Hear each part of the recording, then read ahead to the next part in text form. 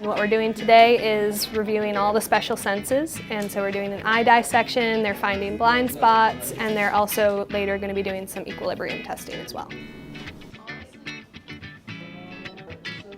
Be careful.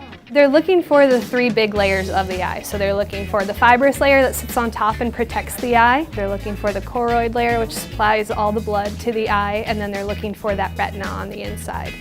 There you go.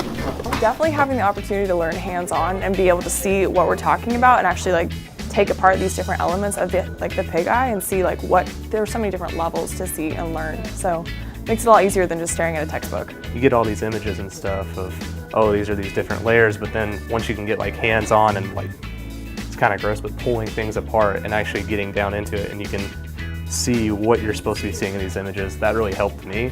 Well, it really just takes things to a whole nother level. All around the brown there. Oh my goodness. Today when we were cutting open the eye, a lot of them struggled with it. The fibrous layer is really thick, it's hard to puncture, it's hard to get through. And that's part of what they're learning and their understanding is just how protective that fibrous layer is. It's wet. Feels weird. Oh, I just cut something.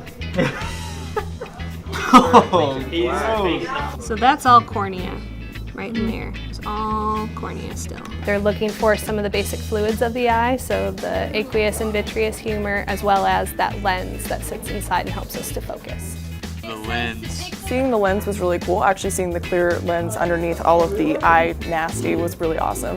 Dr. Flynn's a great teacher. This class has made a huge difference for me knowing what I want to do with my life.